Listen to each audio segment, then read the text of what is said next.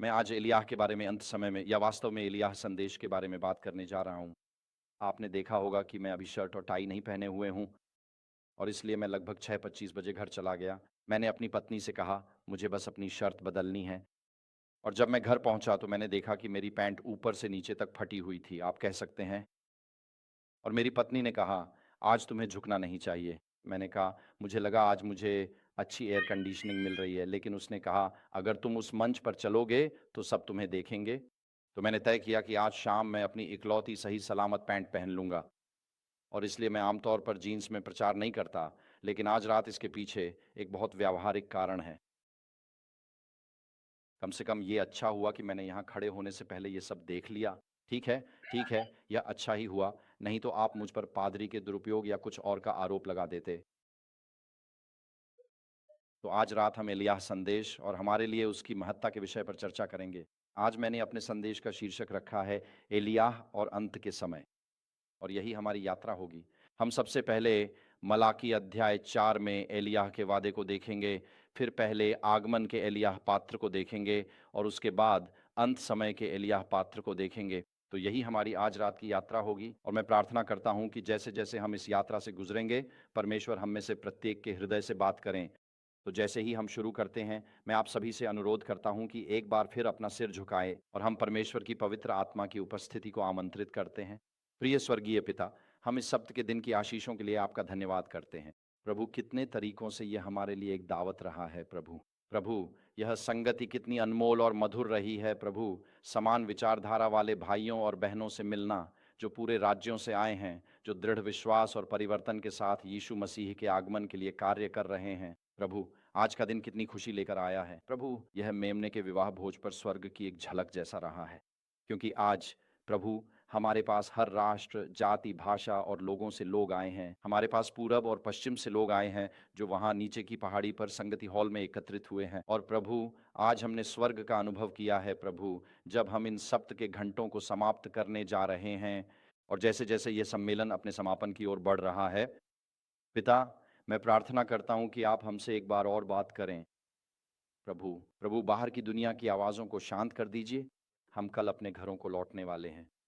और जानते हैं क्या? हमें अच्छा, बुरा या भद्दा जो भी हो, उसका सामना करना पड़ेगा। आप जानते हैं कि हम किसके पास घर लौट रहे हैं। प्रभु, हम आज रात एक और ताज़गी, एक और उंडेलना, एक और सुनना और आपके आत्मा द्वारा हमारे दिलों और दिमागों पर एक और प्रेरणा माँग रहे हैं। पिता, हम आपकी इच्छा के केंद्र में रहना चाहते हैं। पिता, हम वही करेंगे जो आप हमें करने के लिए बुलाते हैं। पिता, हम अपने स्वर्गीय पिता के कार्य में लगे रहना चाहते हैं। पिता, हम अपनी प्रतिभाओं का उपयोग केवल आपके सम्मान और आपकी महिमा के लिए करना चाहते हैं। पिता, हम अपने स्वभाव में आत्मा का फल चाहते हैं और अब और शरीर के काम नहीं। तो पिता, जब मैं बोलूँ तो आपके शब्द आपके अनुग्रह के सिंहासन से लिए जाएँ। पिता, मुझे अपनी चट्टान के पीछे छुपा लें। मैं प्रार्थना करता हूँ कि आज रात आप मेरे होंठों और मेरे दिल की रक्षा करें। और प्रभु, जो कुछ भी यहाँ इस हॉल में और जो लोग ऑनलाइन देख रहे हैं, उन सब में आप ही की महिमा हो। पिता, इस प्रार्थना को सुनने और उत्तर देने के लिए धन्यवाद। हम अपने प्रभु और उद्धारकर्ता यीशु के सामर्थी नाम में माँगते हैं। आमीन। आमीन। ठीक है, तो आपको पता चल जाता है कि आप बूढ़े हो रहे हैं जब आप शुरू करते हैं। देखते हैं क्या मैं इसे थोड़ा और ऊपर कर सकता हूँ। अब बेहतर है। मेरे पिता एक प्रचारक थे। उन्होंने एक बार मंच से घोषणा की कि वह अपना उपदेश नहीं पढ़ सकते क्योंकि उनके लेंस अब बाइसेक्सुअल हैं, जबकि असल में वह बाइफोकल कहना चाहते थे। मैंने उसी पल से यह सीख लिया कि नोट्स हमेशा सही ऊंचाई पर होने चाहिए, क्योंकि अगर वे ठीक नहीं हैं, तो कुछ अजीब बातें निकल सकती हैं। ठीक है, तो एलिय्याह और एलिय्याह के स्वरूप की प्रतिज्ञा। तो आज शाम हम सीधे विषय पर आते हैं। हम सबसे पहले पुराने नियम और मलाकी अध्याय 4 में एलिय्याह की प्रतिज्ञा को देखेंगे। फिर हम पहले आगमन के एलिय्याह स्वरूप को देखेंगे, फिर अंत समय के एलिय्याह स्वरूप को। तो हम सबसे पहले मलाकी अध्याय 4 को देखेंगे। अगर आपके पास अपनी बाइबल है, तो हम कुछ समय के लिए एक साथ मलाकी अध्याय 4 को देखेंगे। मैंने स्क्रीन पर पाठ डाल दिया है क्योंकि कुछ लोग देखकर सीखते हैं, कुछ लोग सुनकर सीखते हैं। और इसीलिए कुछ लोग, मुझे पता है कि हमारे हाथ अब पहले जैसे तेज नहीं रहे। हम में से कुछ लोग अपने हाथों में बच्चे पकड़े हुए हैं, इसलिए हमने शब्दों को स्क्रीन पर डाल दिया है और अगर आप अपनी बाइबल में देखना चाहते हैं तो प्रभु की स्तुति हो, तो मलाकी अध्याय 4 और पद 1 में हम यह पढ़ते हैं, वहाँ लिखा है, देखो वह दिन आ रहा है जो भट्ठी की तरह जलता है, जब सभी अभिमानी और सभी बुराई करने वाले भूसा हो जाएंगे। आने वाला दिन उन्हें जला डालेगा, सेनाओं के प्रभु ने कहा है, ताकि उनके पास न तो जड़ बचेगी और न ही शाखा, ना जड़ बचेगी ना शाखा। अब अपनी सोच उन दो लाल रंग के शब्दों पर बनाए रखें जो स्क्रीन पर हैं, न जड़ न शाखा। हम कुछ ही सेकंड में उन पर वापस आएंगे और इसराइलियों के लिए मलाकी की किताब लिखी गई है जो इसराइल के लोगों के लिए है।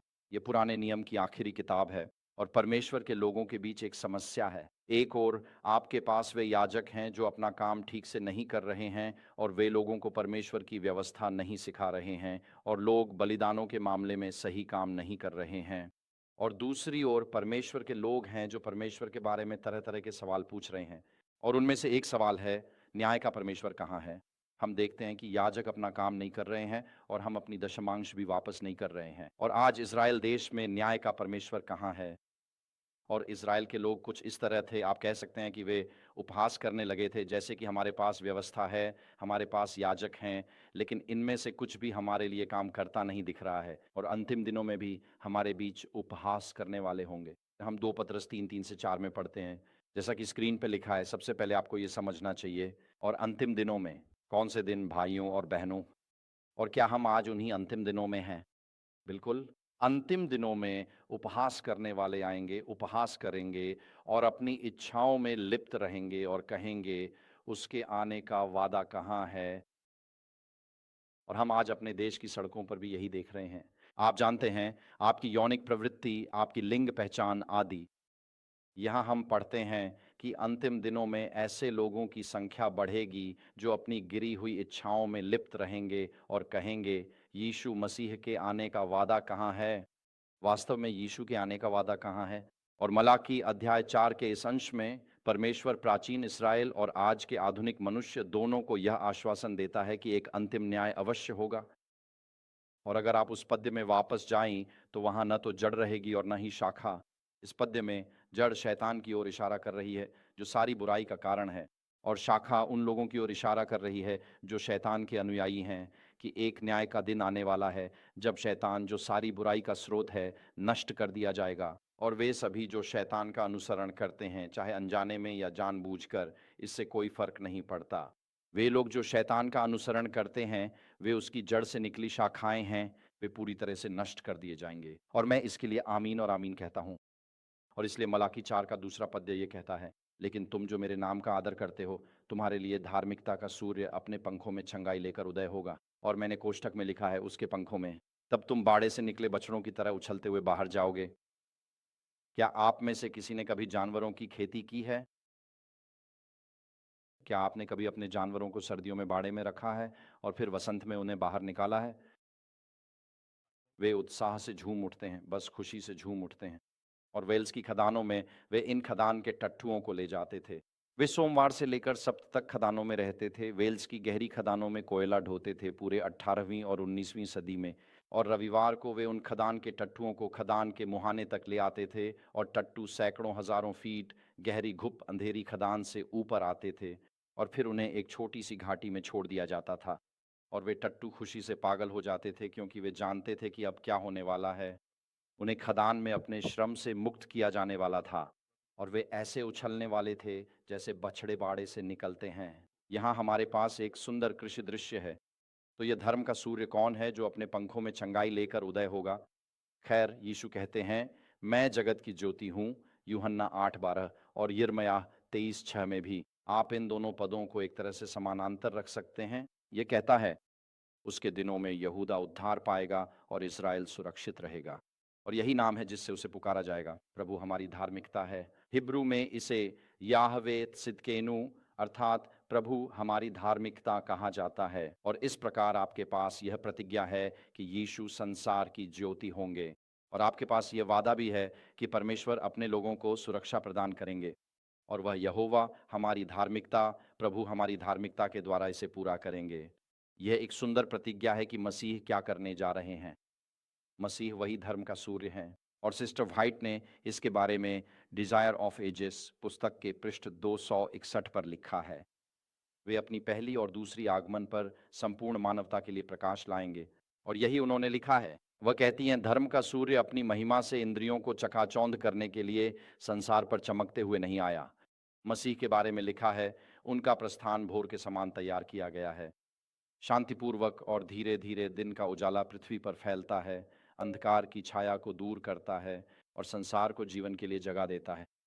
उसी प्रकार धर्म का सूर्य अपने पंखों में छंगाई लेकर उदित हुआ। और जब धर्म का सूर्य अपने पंखों में छंगाई लेकर उदित होता है, तो छुड़ाए गए लोग परमेश्वर के न्याय, उसके निर्णय, उसकी प्रतिष्ठा, उसकी चंगाई और उसकी दूसरी आगमन की प्रतिज्ञाओं पर आनंदित होते हैं। और जैसा कि मैंने पिछली रात साझा किया था, अब कैसे आप जानते हैं, एक महिला ने कहा, मैं आपकी पीठ के लिए प्रार्थना करूंगी और मेरी पीठ में पिछले 3 या 4 महीनों में मुझे कोई दर्द नहीं हुआ है। ये तो जैसे प्रभु का धन्यवाद हो इसके लिए। आप जानते हैं मेरे चेहरे पर कितनी मुस्कान आ जाती है ये बताते हुए कि धर्म का सूर्य मेरे जीवन में चंगाई के साथ उदित हुआ। ये अद्भुत है। शायद आपने यह कहानी पहले सुनी होगी। मैं अपने बिस्तर से उठकर बैठ गया। ये मेरा 40वां जन्मदिन था। मैं उठकर बैठा और 40वें जन्मदिन पर मैंने सोचा, ओह नहीं, 40वां जन्मदिन, ये तो भयानक है। और मैं बिस्तर पर ही घूम गया और दोनों पैर नीचे रखे और मेरा दायां एड़ी ऐसे महसूस हो रहा था जैसे किसी कील पर रखा हो। आप में से कुछ जानते हैं ये क्या है? हाँ, हाँ। और मैंने इससे पहले इस समस्या के बारे में कभी नहीं सुना था और मैंने उस पर चलने की कोशिश की, तो ऐसा लगा जैसे कोई मेरे पैर के तलवे को फाड़ रहा हो। तो मैं किसी तरह उचकते हुए बाथरूम गया और बैठ गया। फिर मैंने गूगल पर जाकर लिखा, मेरी दाहिनी एड़ी के नीचे चुभन जैसा दर्द, ये क्या है? और वेबएमडी ने मुझे बताया कि ये प्लांटर fasciitis है। और इसमें लिखा था, यह एक ऐसी बीमारी है जो खास तौर पर पुरुषों को प्रभावित करती है, खासकर 40 वर्ष और उससे अधिक उम्र के लोगों को। और मैंने सोचा, अद्भुत सटीकता है, वाक़ई अद्भुत। मैंने 40 पार के पुरुषों की बीमारियां सर्च कीं, काफ़ी निराशाजनक था, इसीलिए तुरंत फ़ोन रख दिया। लेकिन करीब 6 महीने बाद मैं लंगड़ाते हुए चल रहा था और दक्षिण पूर्व एशिया में एक मिशनरी ने मुझे देखा और उन्होंने कहा, ब्रदर वाइन, आपके साथ कोई समस्या है। मुझे पता है आपकी समस्या क्या है। और उन्होंने कहा, बस अपना पैर मुझे दे दो। तो मैंने उन्हें अपना पैर दे दिया और उन्होंने एड़ी से लेकर बड़े पैर के आगे तक टेप बांधा और कुछ मेडिकल टेप चारों ओर लपेट दिया। और उन्होंने कहा, अब आप ठीक हो जाएंगे और यह समस्या फिर कभी नहीं आएगी। बस प्रभु की स्तुति करो। और फिर ठीक होने पर जब प्लांटर फैसियाइटिस या पीठ दर्द मिट जाता है, तो चेहरे की खुशी अनमोल होती है। हम चंगा करने वाले परमेश्वर को मानते हैं, जो कभी इंसानों के जरिए तो कभी सीधे चमत्कार से चंगा करते हैं। लेकिन हम ऐसे परमेश्वर की सेवा करते हैं जो चंगा करते हैं। और अगर परमेश्वर ने आपको चंगा किया है तो अपने भाइयों और बहनों को बताएं, कलीसिया में परमेश्वर की भलाई की गवाही दें। क्योंकि अगर आपने कैंसर या किसी और बीमारी को हराया है, तो कलीसिया में कोई ना कोई है जो अभी उस कठिनाई से गुजरने वाला है और उन्हें प्रोत्साहन की ज़रूरत है। उनका विश्वास मजबूत होना चाहिए, उनकी रीढ़ को और दृढ़ होना चाहिए, ताकि वे जान सकें कि धार्मिकता का सूर्य अपने पंखों में छंगाई लेकर उदय होता है। तो वह केवल चंगाई देने वाला परमेश्वर ही नहीं है। और लिखा है, तुम दुष्टों को रौंदोगे, क्योंकि वे उस दिन तुम्हारे पैरों के नीचे राख हो जाएंगे, जिस दिन मैं कार्य करूंगा, सेनाओं के यहोवा ने कहा। तो यहाँ हमारे पास ये चित्र है कि धर्मी अंततः दुष्टों पर विजय प्राप्त करते हैं। और मैं कहता हूँ आमीन और आमीन। और फिर आप आते हैं।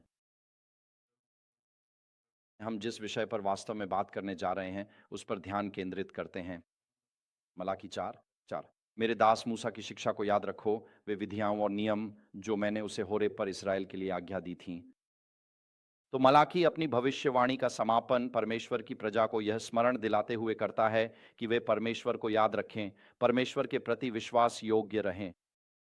और वह याद रखो शब्द हिब्रू में जकार वही शब्द है जो आपको चौथी आज्ञा में मिलता है। ये एक संकेत है कि यह अंत समय का संदेश केवल परमेश्वर की आज्ञाओं के बारे में नहीं है, ये परमेश्वर की चौथी आज्ञा के बारे में है। मेरे दास मूसा की शिक्षा को याद रखो। और वह क्रिया, वह आदेश वही है जैसा निर्गमन 20 पद 8 में है। विश्राम दिन को पवित्र मानने के लिए उसे याद रखो। तो पाठ में पहले से ही एक संकेत है कि अंत समय में परमेश्वर की व्यवस्था के बारे में कुछ है। इसलिए मलाकी लोगों को परमेश्वर के प्रति आज्ञाकारी रहने की सलाह देता है। आप जानते हैं, मानव आज्ञाकारिता ईश्वरीय आशीर्वाद से पहले आती है। परमेश्वर की व्यवस्था अंतिम दिनों की घटनाओं में प्रभु के अंतिम दिन से पहले हमेशा एक महत्वपूर्ण भूमिका निभाएगी। लेकिन यहाँ हमें मूसा की शिक्षाओं को, वे विधियाँ और नियम जिन्हें परमेश्वर ने उसे हौरे पर्वत पर दिए थे, याद रखने की आज्ञा दी गई है। इसलिए हमें परमेश्वर की व्यवस्था को बनाए रखना है, और विशेष रूप से चौथी आज्ञा की सत्यता और वैधता को। पाठ आगे कहता है, देखो, मैं तुम्हारे पास भविष्यवक्ता एलिय्याह को भेजूंगा, इससे पहले कि प्रभु का महान और भयानक दिन आए। वह माता-पिता के हृदयों को उनके बच्चों की ओर और बच्चों के हृदयों को उनके माता-पिता की ओर फेर देगा, ताकि मैं आकर देश को शाप से न मारूं। तो ये ऐसा है, ये बताता है कि भविष्यवक्ता एलिय्याह प्रभु के महान और भयानक दिन के आने से पहले क्या करने जा रहे हैं। अब इस भविष्यवाणी के आधार पर यहूदियों को उम्मीद थी कि भविष्यवक्ता एलिय्याह मसीहा के आगमन से ठीक पहले स्वर्ग से शारीरिक रूप से लौट आएंगे, और इसलिए उन्होंने सोचा कि शायद यूहन्ना बपतिस्मा देने वाला ही एलिय्याह होगा। और आप स्क्रीन पर देख सकते हैं, वहाँ यूहन्ना 1:29 में, जब यूहन्ना बपतिस्मा देने वाला बाहर प्रचार कर रहा था और पश्चाताप के बपतिस्मा के लिए बुला रहा था, फरीसी, सद्दूकी और यहूदी नेता, जैसा कि यूहन्ना 1:21 में लिखा है, उन्होंने उससे पूछा, तो फिर क्या तुम एलिय्याह हो? और उसने कहा, मैं नहीं हूँ। वे उम्मीद कर रहे थे कि एलिय्याह स्वर्ग से सशरीर नीचे आएंगे, वही एलिय्याह जो अग्निरथ से स्वर्ग गए थे, जैसा 2 राजा 2 में है। उन्हें लगा वे फिर आएंगे। जब यीशु ने मत्ती 16 में चेलों से पूछा, लोग मनुष्य के पुत्र को क्या कहते हैं कि वह कौन है? उन्होंने कहा, कुछ उसे बपतिस्मा देने वाला यूहन्ना कहते हैं, जिसकी हत्या हुई थी, अन्य उसे एलिय्याह, और कुछ यिर्मयाह या कोई अन्य भविष्यवक्ता मानते हैं। यहूदी उम्मीद करते थे कि एलिय्याह स्वर्ग से सशरीर लौटकर मसीह के मार्ग की तैयारी करेंगे। वह मसीहा क्या उपदेश देगा? शास्त्र कहता है कि वह पिताओं के हृदय पुत्रों की ओर मोड़ेगा, और पुत्रों के हृदयों को पिताओं की ओर मोड़ेगा। एक बच्चे का पिता बनना आसान है, लेकिन एक बच्चे के लिए पिता होना कहीं अधिक कठिन है। और एलिय्याह के संदेश का एक हिस्सा यह है कि पिताओं के हृदयों को उनके करियर, खिलौनों और गिरी हुई इच्छाओं से हटाकर यह पहचानने के लिए मोड़ा जाए कि परमेश्वर ने उन्हें पुत्र दिए हैं, और उन्हें परमेश्वर के भय में उनका पालन पोषण करने की जिम्मेदारी दी है। एलिय्याह के संदेश का एक हिस्सा पिताओं के हृदयों को मोड़ना है। तो मैं सिर्फ तुम्हारा पिता नहीं बनूंगा और तुम्हारी माँ को तुम्हें पालने दूंगा, बल्कि यह कहूंगा कि मैं इस छोटे लड़के के जीवन में एक सक्रिय पिता की भूमिका निभाऊंगा। और लड़कों को पिता जैसी शख्सियत की ज़रूरत होती है। अगर लड़कों के जीवन में स्वस्थ, आत्मिक रूप से परिपक्व पिता नहीं होते, तो वे गिरोहों में, सेना में या खेल जैसी अन्य जगहों पर अन्य पिता जैसी शख्सियतें ढूंढ लेते हैं। लेकिन लड़के किसी न किसी तरह से एक पिता जैसी शख्सियत ज़रूर ढूंढ लेंगे। और अगर आप किसी युवा को बर्बाद करना चाहते हैं, तो उसके जीवन से एक स्वस्थ पिता जैसी शख्सियत को हटा दीजिए। और जब युवाओं के जीवन में एक पिता जैसी शख्सियत होती है, एक प्यार करने वाले लेकिन सख्त पिता होते हैं, तो उस लड़के के स्कूल छोड़ने, जेल जाने, नशे में पड़ने, बुरी आदतों में फंसने या गिरोह में शामिल होने की संभावना बहुत कम हो जाती है, जब पिता का दिल अपने बच्चों की ओर होता है। तो अगर आप आज रात एक पिता हैं, तो आपने सिर्फ एक बच्चे को जन्म नहीं दिया है। ईश्वर आपको उस बच्चे के लिए एक पिता, एक ईश्वर भयभीत पिता बनने के लिए बुला रहे हैं। और शास्त्र कहता है कि वह माता-पिता के दिलों को उनके बच्चों की ओर और बच्चों के दिलों को उनके माता-पिता की ओर मोड़ देगा। हम कहते हैं, आप जानते हैं, अमेरिका में हम परिवार, मातृत्व और सेब की पाई वगैरह की बात करते हैं, लेकिन कई बच्चों के लिए घर डर का स्थान है। कई बच्चों के लिए घर एक शांतिपूर्ण जगह नहीं है। जब मैं गाँव के स्कूल में था, वहाँ बोर्ड पर मैंने देखा, और हम सब ने देखा कि स्कूल भोजन कार्यक्रम में बच्चे सबसे ज़्यादा शुक्रवार और सोमवार को खाते थे।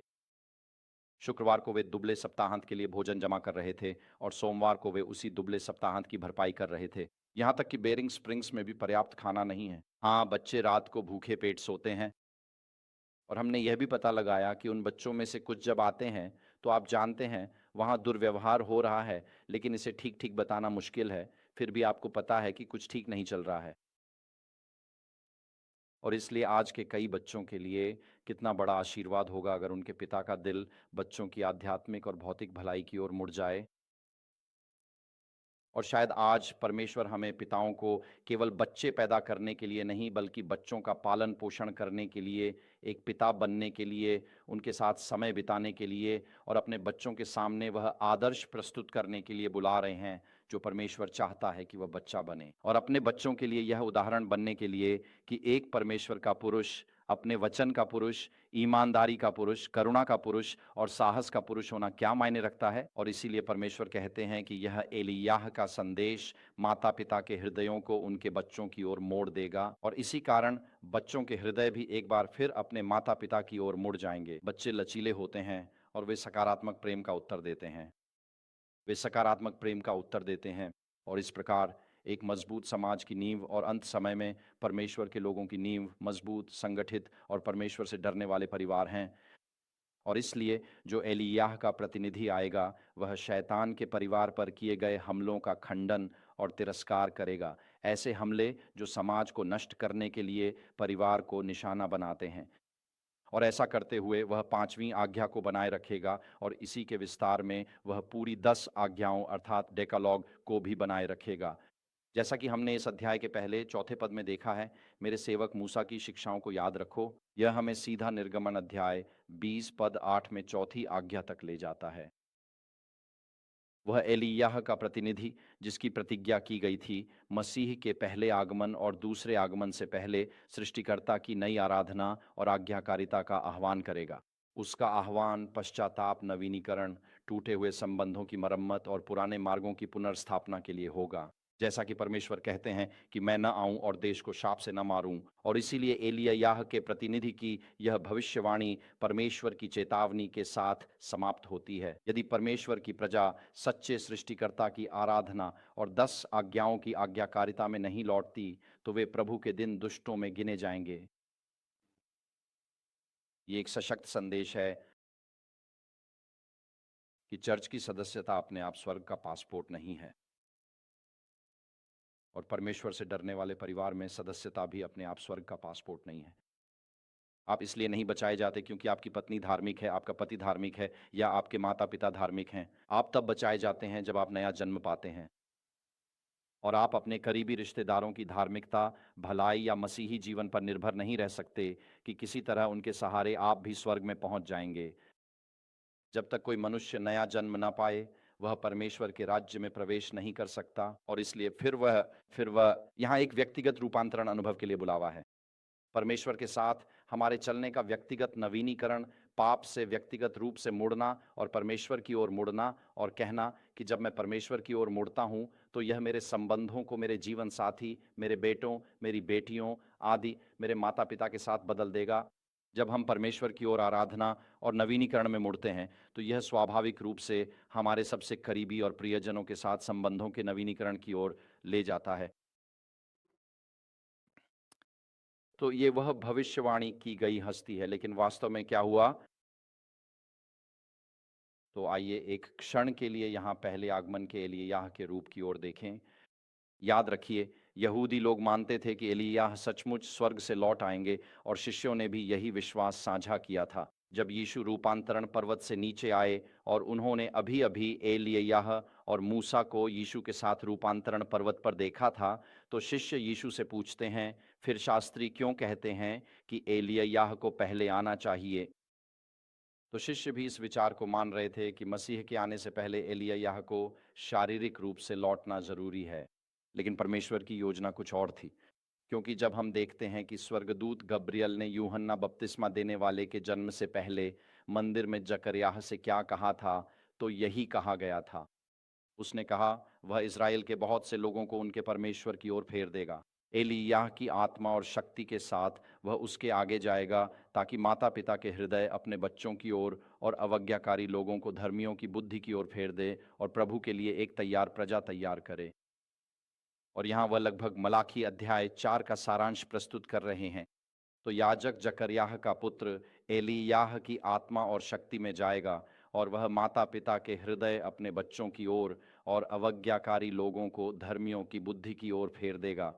इसलिए यूहन्ना बपतिस्मा देने वाला एलिय्याह के समान व्यक्ति होना था, न कि स्वर्ग से एलिय्याह का वास्तविक रूप में उतरना।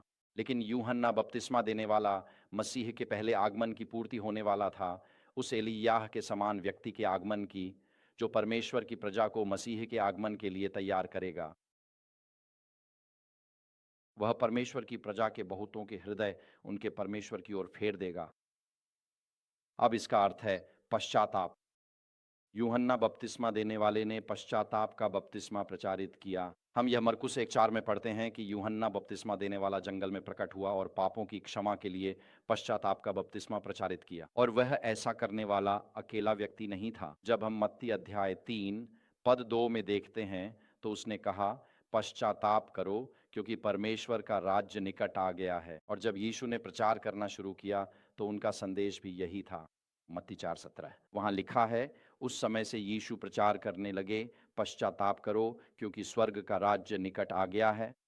तो यूहन्ना का बपतिस्मा पश्चाताप का बपतिस्मा था। यह पिता, पुत्र और पवित्र आत्मा के नाम में बपतिस्मा नहीं था, जो बाद में मत्ती के सुसमाचार के अंत में आता है। लेकिन जब बपतिस्मा देने वाला यूहन्ना आता है तो वह पश्चाताप का बपतिस्मा है। और पश्चाताप का अर्थ क्या है?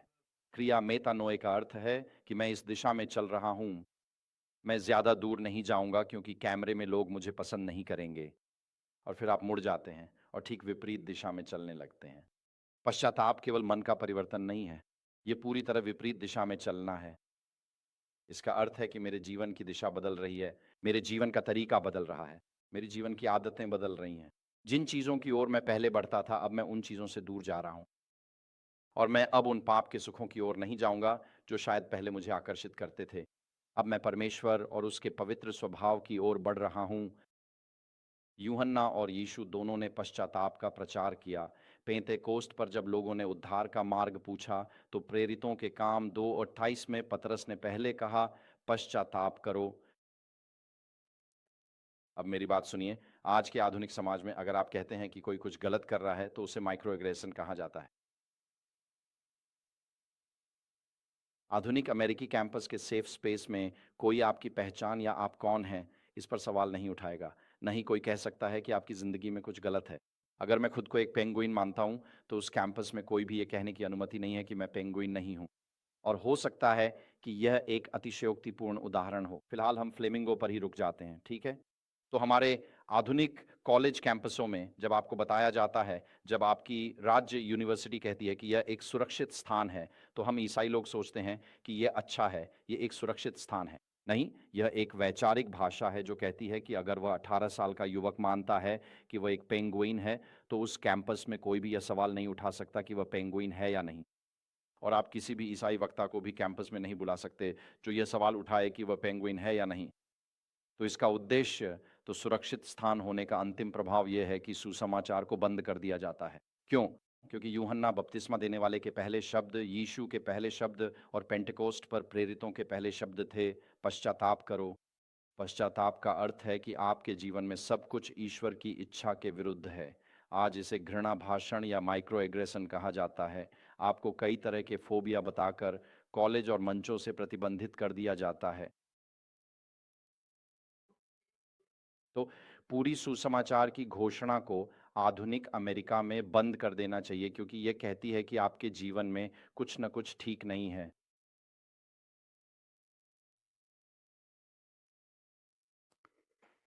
और पश्चाताप की यह धारणा माउंट कार्मेल तक जाती है। जब एलिय्याह ने माउंट कार्मेल पर इज़राइलियों से बात की, जैसा कि प्रथम राजा 18:36 में लिखा है, तो उन्होंने कहा, हे प्रभु, मुझे उत्तर दो, मुझे उत्तर दो, ताकि ये लोग जान लें कि आप ही प्रभु हमारे परमेश्वर हैं और आपने उनके हृदयों को फिर से अपनी ओर मोड़ दिया है। और इसीलिए पश्चाताप का यह संदेश पहले एलिय्याह तक जाता है कि आप उनके हृदयों को मोड़ देंगे, उनके हृदयों को वापस लाएंगे, ताकि वे जान लें कि आप ही परमेश्वर हैं, आप ही इज़राइल के परमेश्वर हैं। और जब हम एलिय्याह के संदेश की बात करते हैं, तो इसमें एक महत्वपूर्ण निरंतरता है जो माउंट कार्मेल से लेकर यूहन्ना बपतिस्मा देने वाले, फिर मसीह और फिर पेंटेकोस्ट पर प्रेरितों तक जाती है। ये पाप से पश्चाताप का संदेश है।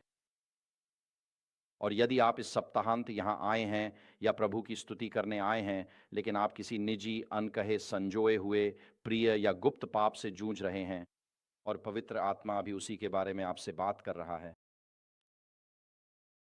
अपने हृदय को कठोर मत बनाइए, पवित्र आत्मा की आवाज़ सुनिए। वह आपको अनंत काल के लिए जीत रहा है और आकर्षित कर रहा है। अनंत काल दांव पर लगी है सिर्फ इसलिए कि आपको एक्स वाई या जेड देखना पसंद है। अनंत जीवन का मौका या अनंत काल को मत छोड़िए। अनंत काल को सांसारिक दलिया की एक कटोरी के लिए मत बदलिए। आज ही उस संजोए हुए पाप से मुंह मोड़ लीजिए। अगर पवित्र आत्मा आपसे बात कर रहा है और पाप दिखाता है, तो वह दिल में यह आशा लाता है कि उद्धारकर्ता पापियों से प्रेम करता है, पापों का बोझ उठाता है और उनसे प्रेम करने वालों और इंतजार करने वालों के लिए फिर से आने वाला है। बपतिस्मा देने वाले यूहन्ना का संदेश एलियाह के संदेश की ही निरंतरता थी, जिसने लोगों को परमेश्वर की ओर मोड़ा। यही वह संदेश है जिसे यीशु ने और उनके प्रेरितों ने भी प्रचारित किया था। तो अगर हम मुझे पसंद है, आप जानते हैं मुझे चीज़ों को चार्ट में रखना अच्छा लगता है, ठीक है? तो मैं यहाँ कुछ चार्ट लगाने जा रहा हूँ और आप चाहें तो उनकी तस्वीरें ले सकते हैं। मैं यहाँ इन सभी ग्रंथों से नहीं गुजरूंगा, क्योंकि मैं मूल एलियाह और पहले एलियाह के रूप में माने जाने वाले यूहन्ना बपतिस्मा देने वाले के बीच तुलना करने जा रहा हूं। और फिर यहाँ कई आयाम हैं जिनसे हम काफी जल्दी गुजरेंगे, ठीक है? तो मैं दाईं ओर की बातें पढ़ने जा रहा हूं और आप बाईं ओर की बातें पढ़ सकते हैं, ठीक है, समय की बचत के लिए। तो यूहन्ना बपतिस्मा देने वाला एलियाह की तरह उसके पास भी एक साहसी संदेश था। उसने सातवीं आज्ञा तोड़ने पर राजा की निंदा की, जैसे एलियाह ने पहली और दूसरी आज्ञा तोड़ने पर अहाब की थी। एलियाह समान यूहन्ना बपतिस्मा दाता ने इज़राइल को पश्चाताप और प्रभु के आगमन का संदेश दिया। पहले एलियाह ने भी पश्चाताप का आह्वान कर अकाल की घोषणा की थी। यूहन्ना ने लोगों को यीशु की ओर इंगित कर उन्हें परमेश्वर का मेमना बताया। देखो, परमेश्वर का मेमना जो संसार का पाप उठा लेता है। और एलियाह ने एक राजा 18:30-6 और 29 में करमेल पर्वत पर लोगों को बुलाया याहवे की आराधना के लिए, जो यीशु मसीह हैं। फिर आप देखते हैं कि यूहन्ना बपतिस्मा देने वाले को यीशु मसीह ने मत्ती 11:11 में बुलाया था। वह भविष्यद्वक्ताओं में सबसे महान थे और एलियाह एक राजा 18:36 में एक सच्चे भविष्यद्वक्ता थे। यूहन्ना बपतिस्मा देने वाले ने प्रचार किया और मरकुस 1:2 आयत 2 और 4 में सच्ची आराधना के लिए बुलाया। और मूल एलियाह ने स्वयं एक राजा अध्याय 18 में करमेल पर्वत पर हुए मुकाबले में प्रभु की सच्ची आराधना को पुनर्स्थापित किया, जो कि यीशु मसीह हैं। यूहन्ना बपतिस्मा देने वाले ने मत्ती 3:5 से 6 में पश्चाताप के बपतिस्मे का प्रचार किया। और एलिय्याह जब वह यरदन नदी के जल में से होकर गया, तो उसने भी 2 राजा 2 और 6 आयत में पश्चाताप के बपतिस्मे के सिद्धांत को बनाए रखा। यूहन्ना बपतिस्मा देने वाले ने प्रभु के लिए मार्ग तैयार किया, जैसा कि लूका 3:4 में लिखा है। और एलिय्याह उसने राजा अहाब के आगे दौड़ लगाई जब करमेल पर्वत पर मुकाबला हो चुका था। यूहन्ना बपतिस्मा देने वाले ने उसने उसने सत्य को चुना, अर्थात यीशु मसीह, और उसकी आराधना को झूठ के बजाय, अर्थात झूठे मसीहों या सदूकियों, फरीसियों और शास्त्रियों के ठंडे संस्थागत धर्म के बजाय। और मूल एलियाह ने स्वयं उसने इज़राइल को चुनाव करने के लिए बुलाया। आज तुम चुन लो कि तुम किसकी सेवा करोगे, यहोवा या बाल। और यदि यहोवा ही परमेश्वर है तो उसकी आराधना करो, और यदि बाल परमेश्वर है तो उसकी आराधना करो। तो दोनों ने ही परमेश्वर के लोगों को चुनाव करने के लिए आमंत्रित किया। तुम यहोवा को चुनो या बाल को, यीशु को मसीह माने या अपने बेजान औपचारिक धर्म को मंदिर में रखें। यही विकल्प यूहन्ना बपतिस्मा देने वाले ने दिया था। दोनों ने ही वर्षा के लिए प्रार्थना की। एलियाह ने एक राजा 18:36 से 18:38 में वर्षा के लिए प्रार्थना की थी। उसने वास्तविक वर्षा के लिए प्रार्थना की ताकि सूखा समाप्त हो सके। और यूहन्ना बपतिस्मा देने वाले ने उसने पवित्र आत्मा के प्रारंभिक और अंतिम वर्षा के रूप में उंडेले जाने की भविष्यवाणी की थी, जैसा कि मत्ती 3:11 में है, जहां वह यीशु के बारे में कहता है कि वह तुम्हें किससे बपतिस्मा देगा, पवित्र आत्मा और आग से। यूहन्ना बपतिस्मा देने वाले ने उसने परमेश्वर के लोगों के बीच एक जागृति और सुधार की शुरुआत की। मरकुस 1:4 से 5। यरूशलेम और यहूदिया के लोग नीचे आए और यरदन नदी में बपतिस्मा लिया। उसने रोमी सैनिकों से कहा, जिन यहूदियों पर तुम शासन करते हो उनके साथ अन्याय मत करो। और उसने यहूदी लोगों से कहा, अगर कोई रोमी सैनिक तुम्हें अपना सामान 1 मील तक ले जाने के लिए मजबूर करे, जो कि कानूनी सीमा थी जिसे वे मजबूर कर सकते थे, वह कहता है उसका सामान दूसरी मील तक ले जाओ और प्रेम और दया से उसका दिल जीत लो। और एलिय्याह ने उसने कारमेल पर्वत की चोटी पर जागृति और सुधार की शुरुआत की। लोगों ने कहा, यहोवा ही परमेश्वर है, और उन्होंने परमेश्वर को चुना और उन्होंने बाल और अशेरा के भविष्यद्वक्ताओं का नाश कर दिया। यूहन्ना बपतिस्मा देने वाले को एक स्त्री हेरोदिया ने सताया था। उसने उसका सिर मांगा और उसे उसका सिर मिल गया। एलिय्याह को भी एक स्त्री ने सताया था, उसका नाम था ईजेबेल। यूहन्ना बपतिस्मा देने वाले पर एक राजा हेरोद द्वारा मृत्यु का आदेश था, मरकुस 6:22-7। और एलियाह स्वयं भी एक राजा यानी इजेबेल के द्वारा मृत्यु के आदेश के अधीन था। यह एक राजा 19:2 में है, जिसके बाद वह जंगल में भाग गया और वहां कुछ दिनों के लिए अपनी भविष्यवाणी की सेवा छोड़ दी। यूहन्ना बपतिस्मा देने वाले ने भी युवकों को शिष्य बनाया, जिनमें से कुछ यीशु मसीह के अनुयायी बन गए। अंद्रेयास और यूहन्ना, वे यूहन्ना बपतिस्मा देने वाले का अनुसरण कर रहे थे। और फिर यूहन्ना बपतिस्मा देने वाले ने कहा, देखो, यह परमेश्वर का मेमना है जो संसार का पाप उठा ले जाता है। और अंद्रयास और दूसरा शिष्य यीशु का अनुसरण करने लगे और बोले, आप कहाँ रहते हैं? और वे यीशु का अनुसरण करते हैं। फिर लौटकर पतरस को ढूंढते हैं और कहते हैं, हमें लगता है कि हमने मसीह को पा लिया है। तो यूहन्ना बपतिस्मा देने वाले अगली पीढ़ी के युवकों को शिष्य बना रहे थे और उन्होंने उन्हें यीशु मसीह की ओर इंगित किया। और जैसे हमने 2 रात पहले एलिय्याह को देखा था, उसने प्राचीन इज़राइल में 2 राजा अध्याय 2 में भविष्यद्वक्ता शमूएल द्वारा स्थापित भविष्यद्वक्ताओं के विद्यालयों को फिर से जीवित किया और पुनः स्थापित किया। हम देखते हैं कि यूहन्ना बपतिस्मा देने वाले की आस्था उसके मृत्युदंड से पहले जेल में परखी गई थी। और पहले एलिय्याह की आस्था जंगल में तब परखी गई जब वह वहां थकावट और अवसाद के साथ गया और उसने 2 बार परमेश्वर से प्रार्थना की कि वह उसे मरने दे। यूहन्ना बपतिस्मा देने वाला एक साधारण आहार पर जीवित रहता था। वह रोटी, मांस और पानी था। मुझे यकीन नहीं है कि यहाँ मांस शब्द का क्या अर्थ है, लेकिन हम इसमें बहुत गहराई से नहीं जाएंगे। शायद यह बस मांस या किंग जेम्स वर्शन अंग्रेजी में विक्टुअल्स, खाद्य सामग्री है। लेकिन यूहन्ना बपतिस्मा देने वाले का आहार बहुत साधारण था और एलिय्याह का आहार टिड्डियों और जंगली शहद का था। और जब हम मिशनरियों को थाईलैंड भेजते थे, तो वे सभी युवा मिशनरी बच्चे, छात्र मिशनरी जानते थे कि टिड्डियाँ शुद्ध भोजन हैं। और अगर आप थाईलैंड के नाइट मार्केट्स में जाएँ, तो आप खाने के लिए कुछ भी खरीद सकते हैं। आप में से कुछ लोग सिर हिला रहे हैं। आपको ताड़ के पत्तों पर भुनी हुई मक्खियों का एक गुच्छा मिल सकता है। कहा जाता है कि इसका स्वाद बहुत अच्छा होता है। कुछ लोग कहते हैं कि इसका स्वाद चिकन जैसा होता है। हर चीज़ का स्वाद चिकन जैसा ही लगता है ना? लेकिन वे छात्र मिशनरी जानते थे कि टिड्डियाँ और टिड्डे शुद्ध भोजन हैं और वे थाईलैंड में अपने पहले हफ्ते में सोशल मीडिया पर उनकी तस्वीरें पोस्ट करते थे। वे थाईलैंड के बाज़ारों में भुनी हुई टिड्डियाँ या टिड्डे लेकर आए हैं और वे उसे चबाते हैं। और आप जानते हैं कि वे क्या खा रहे हैं, क्योंकि हर दूसरे दांत के बीच से कोई पैर बाहर निकला हुआ दिखता है। यूहन्ना बपतिस्मा देने वाले के कपड़े सादे थे। अब मेरी बात सुनो, सभी के लिए सादे कपड़े। यूहन्ना बपतिस्मा देने वाले के कपड़े सादे थे। लोगों को याद नहीं रहेगा कि उसने क्या पहना था जब वह चला जाएगा। वे बस वही याद रखते हैं जो उसने कहा था। इसी तरह हमारे कपड़े भी ऐसे नहीं होने चाहिए कि वे ध्यान आकर्षित करें। हमारे कपड़े ऐसे होने चाहिए कि लोगों का ध्यान हमसे हट जाए। यूहन्ना बपतिस्मा देने वाले के कपड़े सादे थे, जैसे कि मूल एलिय्याह के भी थे। उसके पास भी सादे कपड़े थे। और दोनों यूहन्ना बपतिस्मा देने वाला शहीद हुआ था। यहीं असली फ़र्क आता है मरकुस 6:22 में। उसका सिर काट दिया गया था, जबकि एलिय्याह को स्वर्ग में उस अग्निरथ में ले जाया गया था।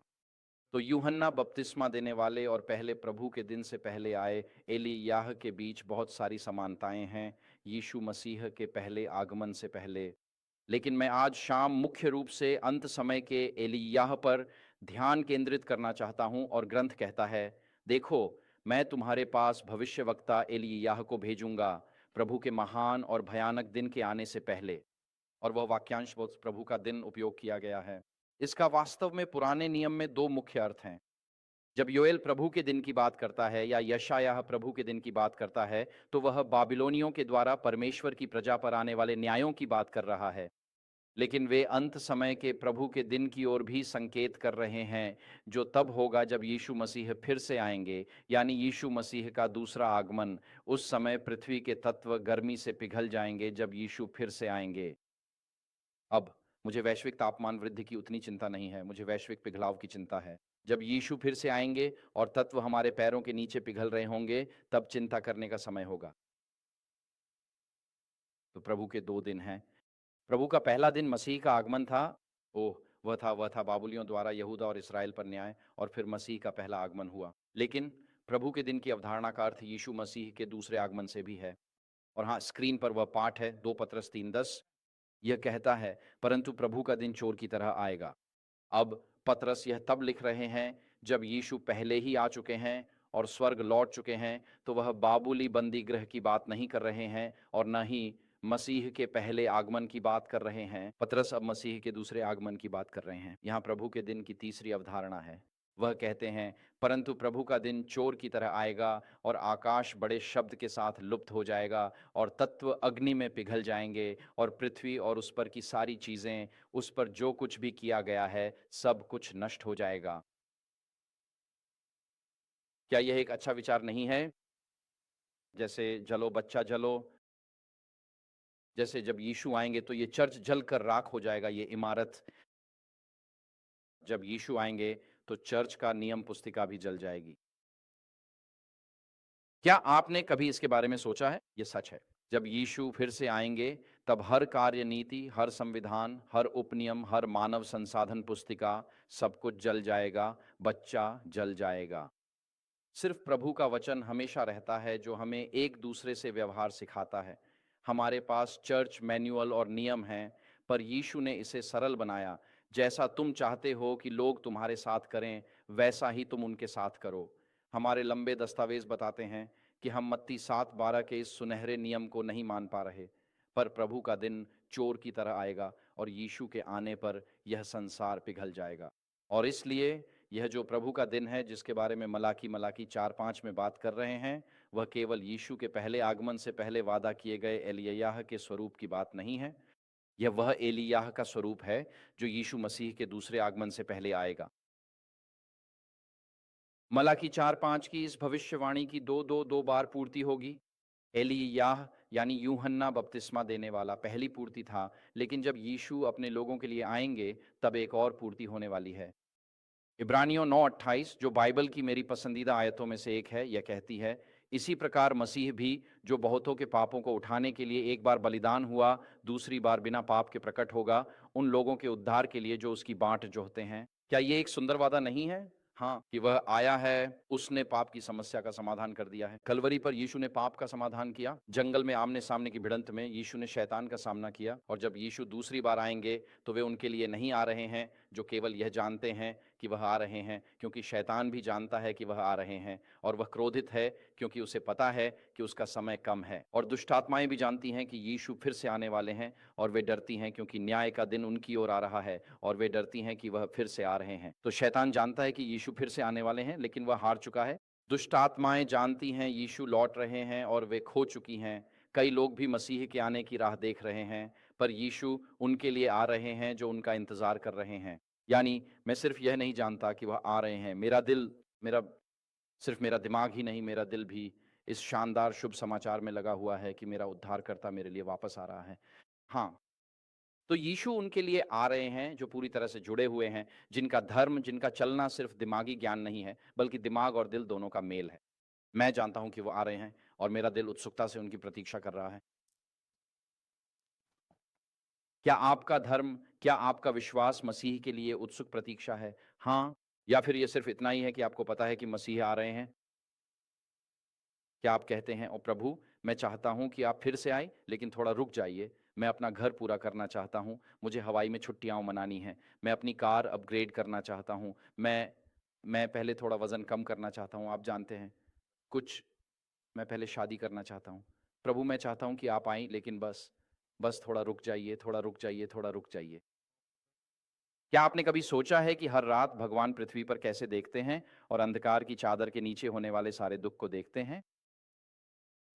कल्पना कीजिए कि वह आपका बच्चा हो और इसलिए हर रात भगवान नीचे देखते हैं और लगभग 9 अरब दुखी बच्चों को देखते हैं। क्या आपको नहीं लगता कि भगवान इसे जितनी जल्दी हो सके खत्म करना चाहते हैं? बिल्कुल, वो ऐसा ही चाहते हैं। अगर वह मेरा बच्चा होता, तो मैं चाहता कि वह तुरंत इसका अंत कर दें। मेरे बच्चे को जो भी कष्ट सहना पड़ता, उसे तुरंत खत्म कर दें। लेकिन भगवान नहीं चाहते कि कोई भी नष्ट हो, इसलिए वह हमारे साथ धैर्य रखते हैं और जितना संभव हो सके, उतने लोगों को बचाने के लिए अपने दूसरे आगमन को टालते हैं और विलंब करते हैं। क्योंकि एक बार जब वह फिर से आएँगे, तो वही अंतिम समय होगा। बस वही है। तो वह उनके लिए आ रहे हैं जो उनकी बेसब्री से प्रतीक्षा कर रहे हैं। हम ये पुस्तक इवेंजेलिज्म में पढ़ते हैं। इसमें लिखा है, एक विशेष अर्थ में सेवेंथ डे एडवेंटिस्ट्स को संसार में प्रहरी और प्रकाश वाहक के रूप में स्थापित किया गया है। उन्हें नष्ट होते संसार के लिए अंतिम चेतावनी सौंपी गई है। उन पर परमेश्वर के वचन से अद्भुत प्रकाश चमक रहा है। उन्हें सबसे गंभीर महत्व का कार्य सौंपा गया है, पहले, दूसरे और तीसरे स्वर्गदूत के संदेशों का प्रचार करना। इतना महत्वपूर्ण और कोई कार्य नहीं है। उन्हें अपनी पूरी ध्यान किसी और चीज़ में नहीं लगने देना चाहिए। सबसे गंभीर सत्य जो कभी भी मनुष्यों को सौंपे गए हैं, फिर हमें संसार को सुनाने के लिए दिए गए हैं। इन सत्यों का प्रचार करना ही हमारा कार्य है।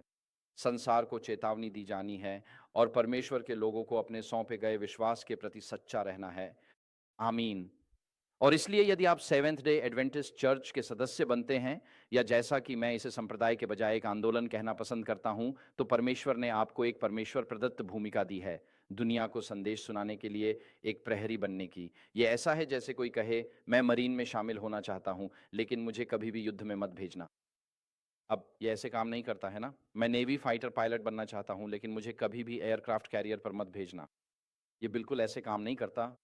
परमेश्वर का बुलावा स्वीकार कर उसके अंतिम आंदोलन में शामिल होकर एडवेंटिस्ट बनने पर आप दुनिया को यीशु के जल्द आगमन की चेतावनी देने की गंभीर जिम्मेदारी लेते हैं। परमेश्वर चाहता है कि अधिक से अधिक लोग बच जाएं। ये एक बड़ी जिम्मेदारी है जो वह हमें देता है।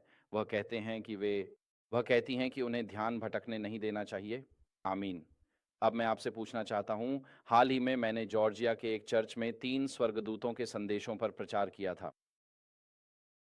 लोग कहते थे, हमने इन 3 स्वर्गदूतों के संदेशों को नहीं सुना। वे कहते हैं, हमें यह संदेश दुनिया को सुनाने के लिए दिया गया है। और जब मैं चर्चों में जाता हूँ, तो मैं लोगों से पॉटलक के दौरान पूछता हूँ, क्या आप मुझे बता सकते हैं कि 3 स्वर्गदूतों के संदेश क्या हैं? वे कहते हैं, हाँ, यही तो हमें प्रचार करने के लिए बुलाया गया है। हाँ, लेकिन वे हैं क्या? अच्छा, अच्छा, अच्छा पास्टर, मुझे बस अपनी बाइबल लेने दीजिए, फिर मैं आपको बताऊँगा कि 3 स्वर्गदूतों के संदेश क्या हैं। अगर आप नहीं जानते कि ये संदेश क्या हैं, तो यही तो एडवेंटिस्ट आंदोलन के अस्तित्व का मुख्य कारण है। ये एक समस्या है। आमीन। तो भाइयों और बहनों, इस हफ्ते घर जाइए और जानिए कि वे 3 स्वर्गदूतों के संदेश क्या हैं। समझिए कि ये संदेश एक प्रेमपूर्ण पिता की ओर से मरती हुई दुनिया के लिए दया के संदेश हैं, जो जितनों को हो सके बचाने की कोशिश कर रहे हैं। पहले स्वर्गदूत का संदेश बस इतना है, परमेश्वर हमारे सृष्टिकर्ता के रूप में प्रकट होते हैं। दूसरे स्वर्गदूत का संदेश यह है, शैतान एक झूठा और हत्यारा है, इसका पर्दाफाश किया जाता है। और तीसरे स्वर्गदूत का संदेश यह है, एक चुनाव करो, परमेश्वर या शैतान। 3 स्वर्गदूतों का संदेश यह है, परमेश्वर हमारे प्रेमी सृष्टिकर्ता हैं, जबकि शैतान एक हत्यारा, झूठा और हर बुराई का स्रोत है, जिसका पर्दाफाश हो चुका है। अब चुनाव आपका है। और तीसरी बात, आपको पशु के चिन्ह और परमेश्वर की छाप के बीच चुनाव करना होगा। इन संदेशों का सार यही है कि हम इन्हें अपने जीवन में जिएं और दूसरों को भी यह चुनाव करने के लिए आमंत्रित करें।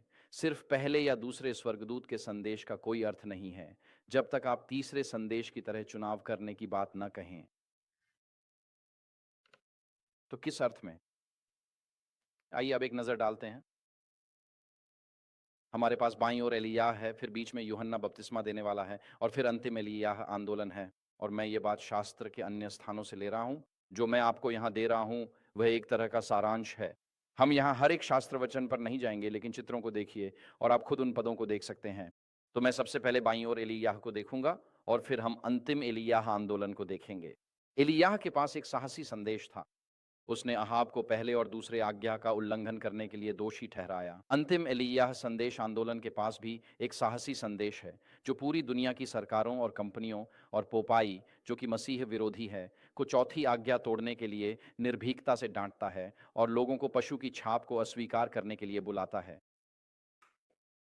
प्राचीन उह उह एलियाह, पुराने नियम में उसने इज़राइल को पश्चाताप के लिए बुलाया और एक सूखे की घोषणा की। बपतिस्मा देने वाले यूहन्ना ने इज़राइल को पश्चाताप और प्रभु के प्रथम आगमन के लिए पुकारा। अंतिम एलियाह आंदोलन संसार और कलीसिया को परमेश्वर का भय मानने और महिमा करने का संदेश देता है। प्रकाशित वाक्य 16 के अनुसार विपत्तियों के दौरान भी लोगों ने पश्चाताप कर परमेश्वर को महिमा नहीं दी। अतः परमेश्वर का भय मानना और उसे महिमा देना ही वास्तविक पश्चाताप है। हाँ, एलिय्याह ने लोगों को करमेल पर मसीह के पास बुलाया। यूहन्ना ने लोगों को यीशु, संसार के पाप हरने वाले मेमने की ओर इंगित किया। अंतिम एलिय्याह आंदोलन मसीह की स्वर्गीय महायाजकीय सेवा, इब्रानियों 9, और उनके दूसरे आगमन की घोषणा करता है। ये लोगों को मसीह की महायाजकीय सेवा की ओर ले जाता है और दिखाता है कि जब वह उस सेवा में हैं, तब पृथ्वी पर पाप का नाश किया जा रहा है और यह वादा करता है कि वह फिर आने वाला है। 1 राजा 18:36। यूहन्ना बपतिस्मा एलिय्याह का प्रतीक था। अंतिम एलिय्याह आंदोलन एक भविष्यवाणी है जो मसीहा के आगमन की घोषणा और प्रभु का मार्ग तैयार करेगा, प्रभु के उस महान और भयानक दिन से पहले। एलिय्याह ने पुराने नियम के समय में सच्ची उपासना को पुनर्स्थापित किया था। यूहन्ना बपतिस्मा देने वाले ने प्रचार किया और सच्ची उपासना के लिए बुलाया। पहले स्वर्गदूत का संदेश अंतिम एलिय्याह आंदोलन में सच्चे ईश्वर की उपासना पुकारता है, विशेषकर सृष्टिकर्ता रूप में, जिसमें सप्त की महत्ता और सभी को 10 आज्ञाओं के अधीन बताया गया है। प्राचीन एलिय्याह ने पुराने नियम में पश्चाताप के बपतिस्मे को महत्व दिया था। यूहन्ना बपतिस्मा देने वाले ने पश्चाताप के बपतिस्मे का प्रचार किया और अंतिम एलिय्याह आंदोलन सभी जातियों को पिता, पुत्र और पवित्र आत्मा के नाम पर बपतिस्मा देता है। ये केवल पश्चाताप के बपतिस्मे से कहीं अधिक है। आप पिता, पुत्र और पवित्र आत्मा के नाम में बपतिस्मा लेते हैं। आइए 1 मिनट के लिए इसी पर विचार करें। परमेश्वर का नाम क्या क्या है? वह परमेश्वर का नाम, उसकी महिमा है ना? हाँ, और परमेश्वर की महिमा उसका स्वभाव है। तो जब आप परमेश्वर के स्वभाव में बपतिस्मा लेते हैं, मान लीजिए आप पानी में डूबते हैं, तो क्या वह पानी आपके शरीर के हर हिस्से में जाता है? ये हर कोने, हर दरार में चला जाता है। हाँ, हाँ, ऐसा ही होता है। मुझ पर विश्वास कीजिए, जब आप लोगों को नीचे रखते हैं, फिर 10 सेकंड बाद उन्हें ऊपर लाते हैं, तो वे जानते हैं कि पानी हर कोने और दरार में चला गया है। अगर आप परमेश्वर के स्वभाव में बपतिस्मा लेते हैं, तो इसका मतलब है कि परमेश्वर का स्वभाव, जो कि अगापे प्रेम है, वह उनके जीवन और उनके स्वभाव के हर कोने और दरार में समा जाता है। आमीन। इसका मतलब है कि आप परमेश्वर के प्रेम में बपतिस्मा लेते हैं। आप केवल उसके नाम में बपतिस्मा नहीं लेते कि आप उसके हैं, कि अब आप उसके राज्य का हिस्सा हैं। आप उसके हैं। आप उद्धार पाए हुए हैं। अब आप पवित्र किए जा रहे हैं। ईश्वर का स्वभाव आपके रोम-रोम में समा जाता है और आप नए जीवन में उठते हैं, क्योंकि उनके प्रेम ने आपको बदल दिया है।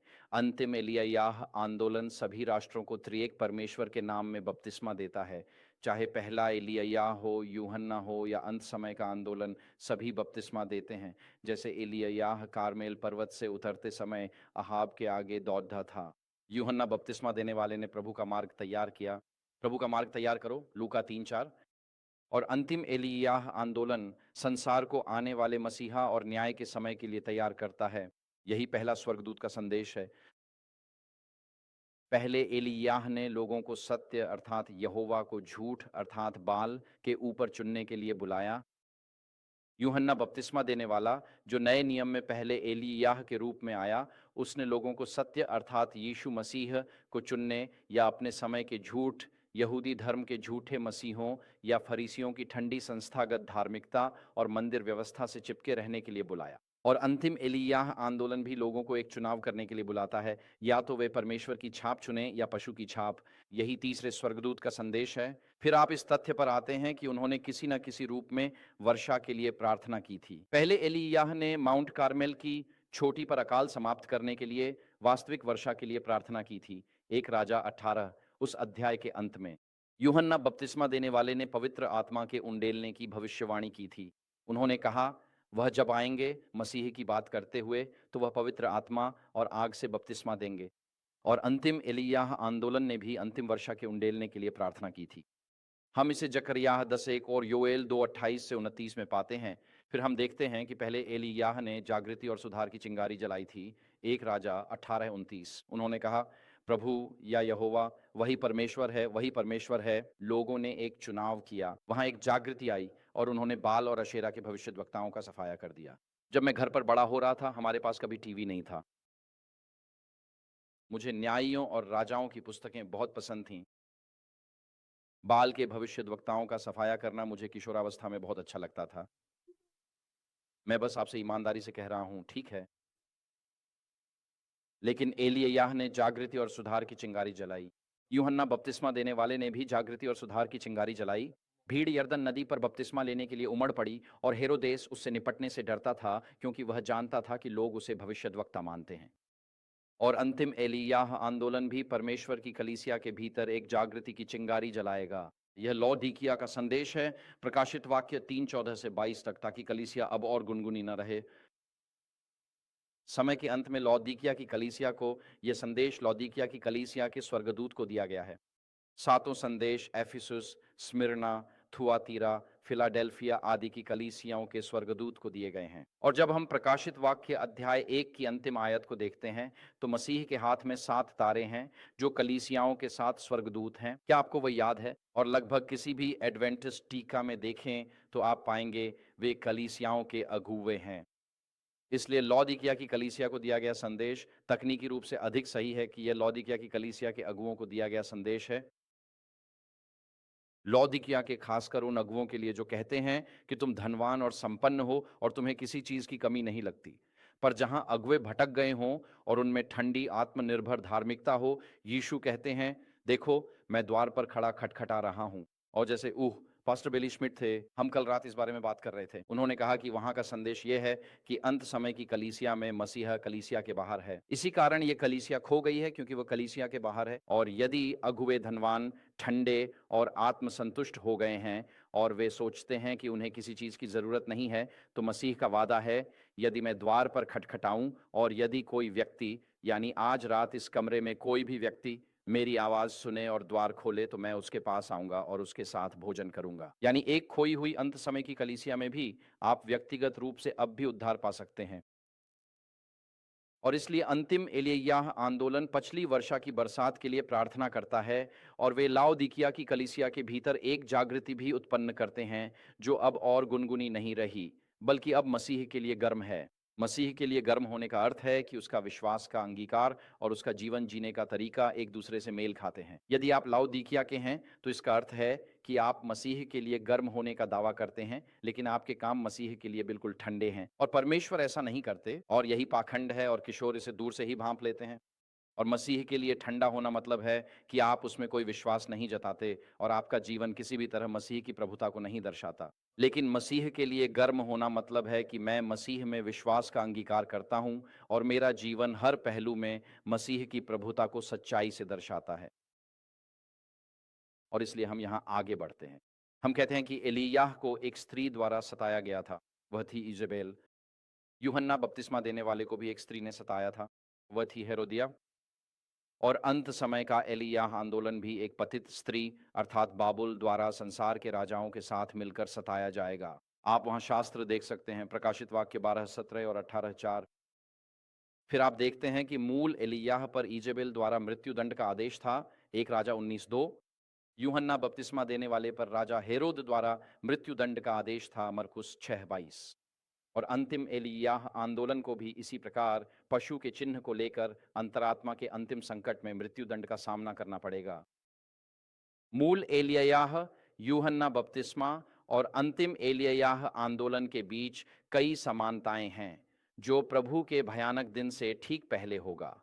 एलिय्याह ने नबी स्कूलों में युवकों को प्रशिक्षित किया और यूहन्ना ने भी शिष्यों को तैयार किया। उसके अपने शिष्य थे और उसने उन्हें यीशु का अनुसरण करने के लिए भेजा। उसने उन्हें मसीह की ओर इंगित किया। उसने यह नहीं कहा मेरा अनुसरण करो। जब मसीहा आया तो उसने कहा जाओ और यीशु का अनुसरण करो। और समय के अंत में अंतिम एलिय्याह आंदोलन समर्पित शिष्यों का एक आंदोलन होगा। आज हमने शिष्य बनाने वाले आंदोलनों के बारे में सुना है ना। अंतिम आंदोलन हर राष्ट्र, जाति, भाषा और लोगों में से मसीह के अनुयायियों का एक शिष्य बनाने वाला आंदोलन होगा। ये केवल पादरियों तक सीमित नहीं रहेगा। ये मसीह में भाई बहनों का एक साथ मिलकर सभी विश्वासियों के याजकत्व का आंदोलन होगा। फिर हम देखते हैं कि एलिय्याह की आस्था जंगल में परखी गई थी। उसे नाले के रीत के पास विधवा के पास भेजा गया था।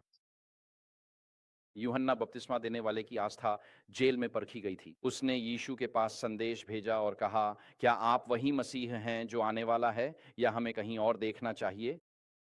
उसे अपने संदेह थे। अंतिम एलिय्याह आंदोलन की आस्था भी उस अंतिम शैतानी उत्पीड़न के दौरान जंगल में परखी जाएगी। मूल एलिय्याह, जैसा कि हमने पहले बताया, टिड्डियों और जंगली शहद का साधारण आहार लेते थे। शायद अगले साल पास्टर मिलान हमें तली हुई टिड्डियां और जंगली शहद पेश करना चाहिए। तब हम देखेंगे कि लोग एलिय्याह आंदोलन के प्रति कितने समर्पित हैं। तो हम टिड्डियों और जंगली शहद का आहार देंगे। यूहन्ना बपतिस्मा देने वाले का भी केरित नाले के पास साधारण आहार था। वह रोटी का एक टुकड़ा और पानी का एक घूंट था। आप जानते हैं, केरित शब्द का अर्थ होता है काटा जाना या अलग किया जाना।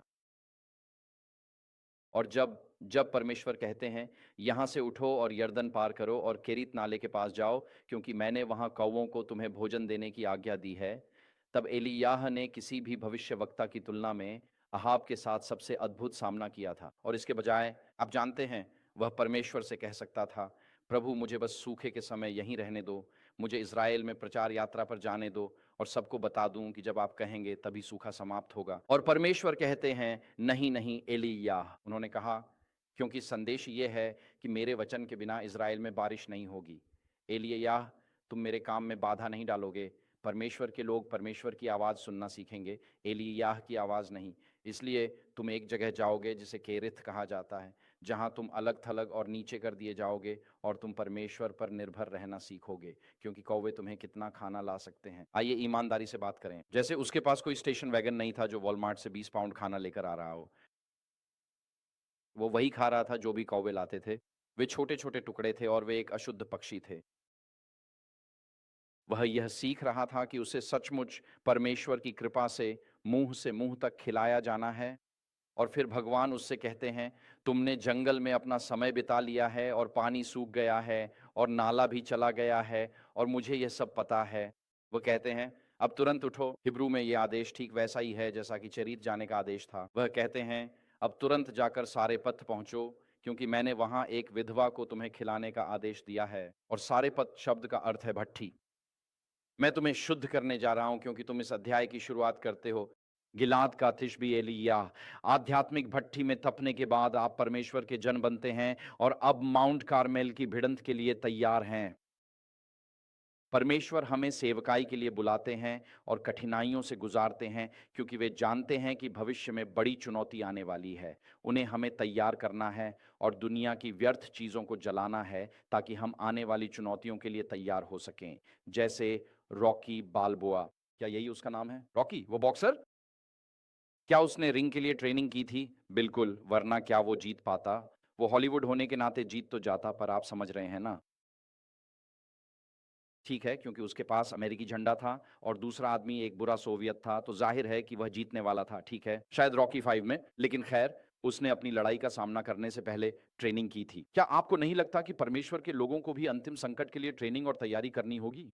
हम बस कुछ इस तरह से हम अपने लाजी बॉय पे आराम से बैठकर इसमें नहीं उतरेंगे भाइयों और बहनों।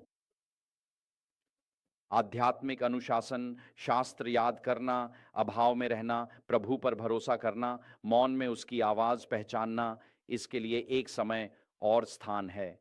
प्रभु ने अहाब से कहा, मेरे वचन के बिना नहीं। हमें प्रभु के वचन के बिना न जीना और पवित्र आत्मा की आवाज़ पहचानना सीखना है। इसलिए एलिय्याह और यूहन्ना बपतिस्मा यहाँ बहुत सरल हैं। उन दोनों का आहार बहुत साधारण था और अंतिम एलिय्याह आंदोलन का भी एक स्वास्थ्य संदेश है। हम कहते हैं, हम इसे एक साधारण आहार कहते हैं और हम एक स्वास्थ्य संदेश लेकर चलते हैं। हम शारीरिक स्वास्थ्य, भावनात्मक स्वास्थ्य और आध्यात्मिक स्वास्थ्य की परस्पर निर्भरता पर जोर देते हैं। इनके बीच गहरा संबंध है। ये तीनों आपस में जुड़े हुए हैं। आप जानते हैं, और जब मैंने पिछले साल अवसाद और आंत के बीच संबंध पर व्याख्यानों की एक श्रृंखला सुनी, तो मैंने सीखा कि सेरोटोनिन, जिसे हम पहले सोचते थे कि मुख्य रूप से मस्तिष्क में बनता है, वह ज़्यादातर आंत में बनता है। और अगर आप अपनी आंत में प्रोसेस्ड फूड डालते हैं, तो वहाँ ऐसे बैक्टीरिया होंगे जो प्रोसेस्ड फूड की चाहत रखते हैं और इससे आपकी सेरोटोनिन उत्पादन क्षमता में भारी गिरावट आएगी। ये अवसाद की ओर ले जाएगा। और अगर आप एक स्वस्थ आंत चाहते हैं, तो आपको सभी रंगों का स्वस्थ भोजन खाना होगा। आप जानते हैं, केएफसी, मैकडॉनल्ड्स नहीं, सभी रंग, ये एक मज़ाक था, सभी लोग, ठीक है? मेरी पत्नी मुझे बहुत ही स्वस्थ आहार देती है। आप जानते हैं, हम इंद्रधनुष के सभी रंगों का भोजन करते हैं और मुझे पता है कि मुझे सब कुछ खाना चाहिए। ये मेरे लिए अच्छा है। एलिय्याह के वस्त्र सादे थे, द्वितीय राजा 1:8।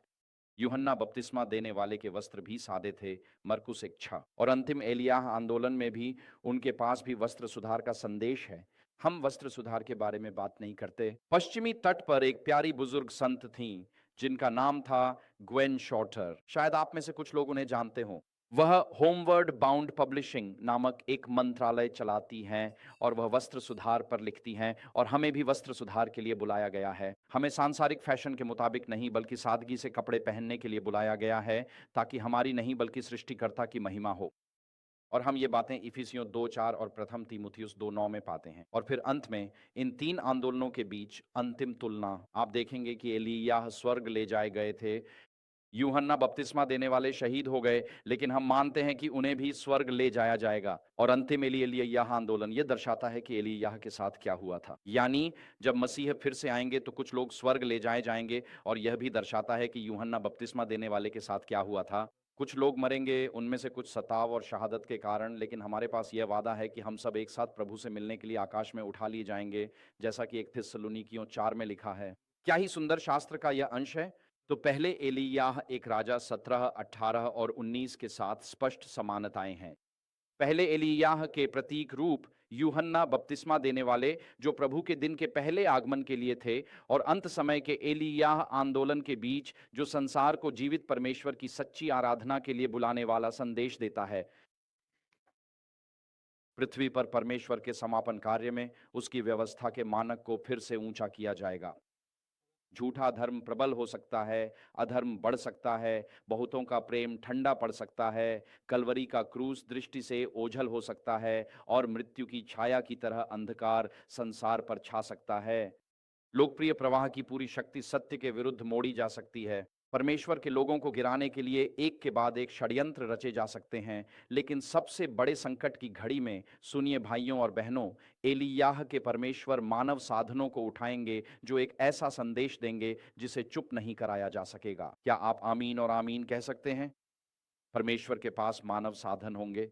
वह केवल स्वर्गदूतों के द्वारा ही अपना कार्य पूरा नहीं करेंगे। वह ऐसे पुरुषों, महिलाओं, लड़कों और लड़कियों की तलाश में हैं, जो संसार को एक संदेश देने के लिए तैयार हों, कि चाहे लोकप्रिय प्रवाह, अलोकप्रिय सोच और हमारे संसार पर छाई मृत्यु की छाया हो, और जो लोग शाश्वत सुसमाचार का प्रचार करते हैं, उनके विरुद्ध एक के बाद एक षड्यंत्र रचे जा रहे हों, फिर भी परमेश्वर इन अंतिम दिनों का संदेश सुनाने के लिए मानव साधनों को उठाएंगे। ये कोई भी हो सकता है, ये हो सकता है परमेश्वर की कृपा से ये हम सभी होंगे। देश के घनी आबादी वाले शहरों में और उन स्थानों पर जहां लोगों ने परम प्रधान के विरुद्ध बोलने में सारी हदें पार कर दी हैं, वहां कठोर डांट की आवाज सुनाई देगी। परमेश्वर द्वारा नियुक्त लोग साहसपूर्वक चर्च और संसार के मिलन की निंदा करेंगे। वे पुरुषों और महिलाओं से गंभीरता से आग्रह करेंगे कि वे मनुष्य द्वारा बनाए गए संस्थान की मान्यता से मुड़कर सच्चे सत्य के पालन की ओर लौटें। इसलिए परमेश्वर ऐसे लोगों की तलाश कर रहा है जिनमें साहस हो, परमेश्वर के लिए एक पवित्र निर्भीकता हो। जब हम लोगों को मसीह की देह में लाते हैं, तो हमें उन्हें यह नहीं सिखाना चाहिए कि जब आप मसीह की देह में बपतिस्मा लेते हैं तो उसके बाद सब कुछ आसान हो जाएगा।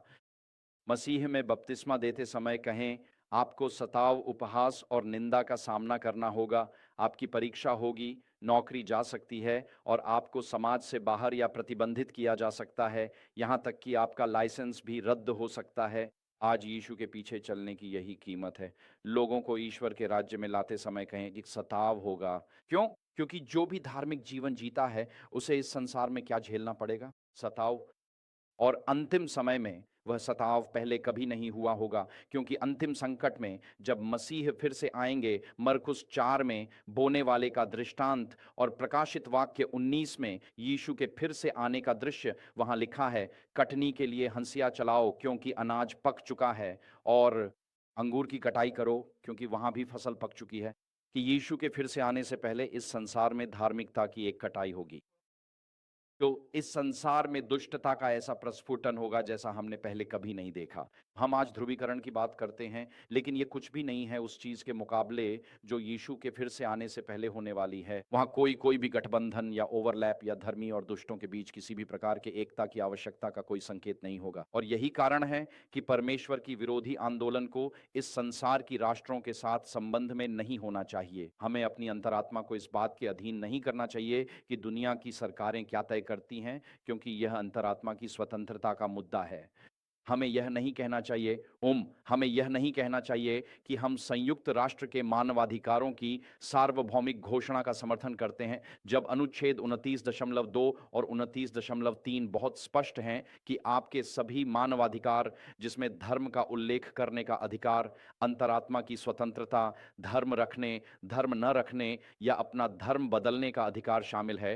ये सब कुछ इस बात पर निर्भर करता है कि दुनिया की सरकारें लोकतांत्रिक समाज की सामान्य भलाई के लिए क्या आवश्यक मानती हैं। और हमने परमेश्वर के विरोधी आंदोलन को इस संसार की नास्तिक शक्तियों के अधीन कर दिया है। आमीन। और इसलिए प्रॉफिट्स एंड किंग्स कहता है कि कठोर डांट की आवाज सुनी जाएगी। यानी एलियाह का संदेश केवल संसार को ही नहीं दिया जाता, बल्कि कलीसिया को भी एलियाह का संदेश सुनना आवश्यक है। आमीन। हमें इस संसार के साथ किसी भी प्रकार की एकता में नहीं होना चाहिए। आमीन। क्यों? क्योंकि यह उत्पीड़न और पशु के चिन्ह के पालन की ओर ले जाता है। कठोर डांट की आवाज सुनी जाएगी। वे आपको रद्द कर सकते हैं, पर इसलिए क्योंकि उन्होंने आपको सुना है। अगर वे आपकी बात नहीं सुनते तो वे आपको रद्द नहीं करते। वे आपको केवल इसलिए रद्द करते हैं क्योंकि उन्होंने आपकी कई बात सुनी है। और रद्द संस्कृति, मैं ये बात वहां हॉल में साझा करने वाला था, रद्द संस्कृति कभी भी सत्य की रक्षा के लिए सक्रिय नहीं होती। सत्य युद्ध का पहला शिकार होता है। आमीन। रद्द संस्कृति शक्तिशाली लोगों द्वारा शक्तिहीनों के मुकाबले अपनी स्थिति और प्रतिष्ठा की रक्षा के लिए चलाई जाती है। गरीब या शक्तिहीन लोग कभी भी शक्तिशाली लोगों को रद्द नहीं करते। केवल शक्तिशाली ही गरीबों और शक्तिहीनों को रद्द करते हैं। जो अमीर, शक्तिशाली और प्रतिष्ठा, शक्ति और धन के पदों पर हैं, वही लोग रद्द संस्कृति को बढ़ावा देते हैं, न कि इसलिए कि वे सत्य में रुचि रखते हैं, बल्कि इसलिए कि वे अपने पद, अपनी प्रधानता और समाज व चर्च में अपने वर्चस्व को बनाए रखना और उसकी रक्षा करना चाहते हैं। आमीन। तो जब रद्द संस्कृति आपके सामने आती है, तो ये आपको बताती है कि सबसे पहली बात, अब सत्य कोई मुद्दा नहीं रह गया है। ये शक्ति की रक्षा करने के बारे में है। आप सत्ता के लिए खतरा हैं। जब कैंसिल कल्चर आए तो चुने कड़वाहट या सुधार। क्या आप मसीह जैसा धीरज मांगेंगे ताकि उनकी तरह दुख सह सकें, या कड़वे होकर उन्हें सही साबित करेंगे? वे कहेंगे, देखो ये असल में ऐसा ही है।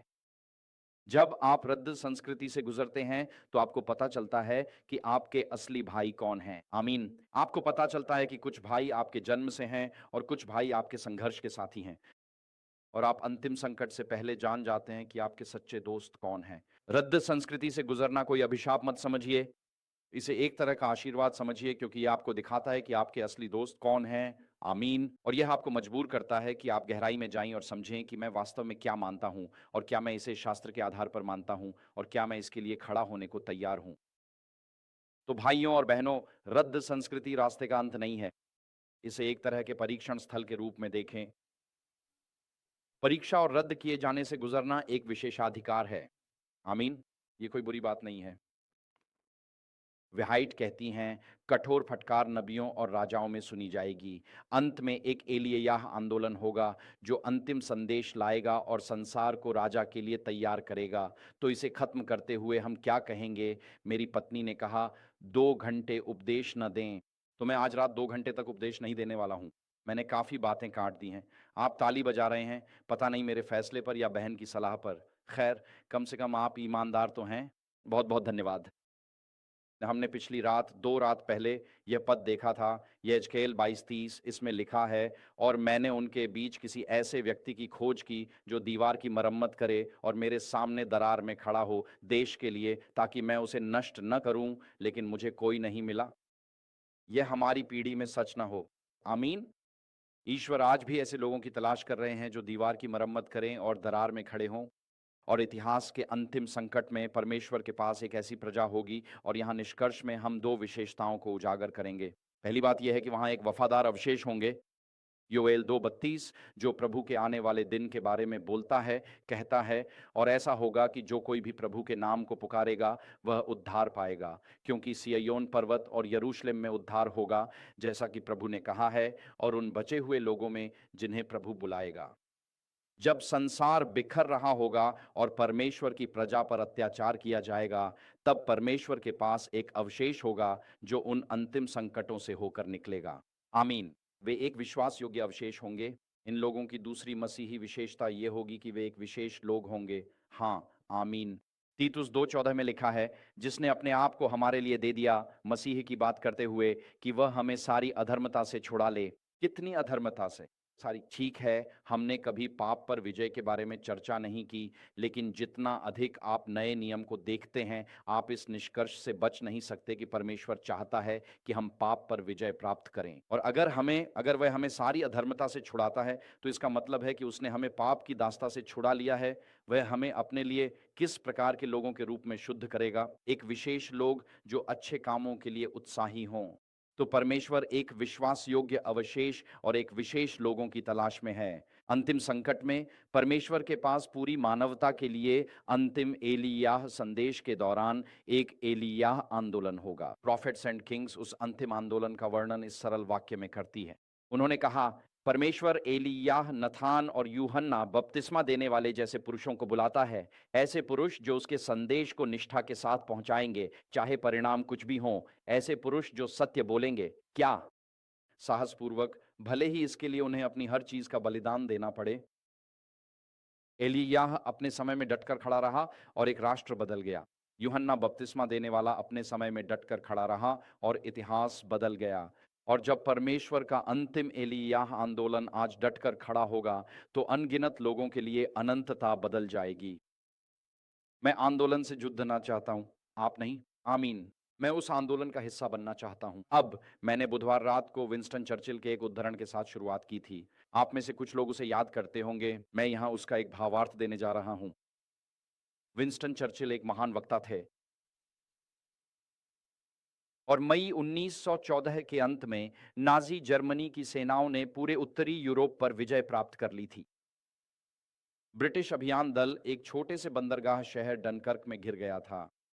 उन्होंने 3,80,000 से अधिक ब्रिटिश सैनिकों को समुद्र तट पर इकट्ठा कर दिया और फिर विंस्टन चर्चिल ने एक आह्वान किया, जिसके पास भी नाव है, और हजारों छोटी नावें चैनल पार करके चली गईं। साधारण नाविक वे जर्मन लुफ्टवाफे यानी वायुसेना के हमलों के बीच में वहां गए, उन लड़कों को नावों में चढ़ाया और 3,80,000 पुरुषों को डनकर्क के समुद्र तट से वापस ले आए। आमीन। और जो एक बड़ी सैन्य हार थी, वह अचानक एक महान मनोबल बढ़ाने वाली जीत बन गई। और अगले दिन 4 जून को संसद में टिप्पणी करते हुए चर्चिल ने संसद में एक भाषण दिया, ताकि राष्ट्र को फांसीवाद की तानाशाही के आगे झुकने से रोका जा सके। और उन्होंने ये प्रसिद्ध शब्द कहे।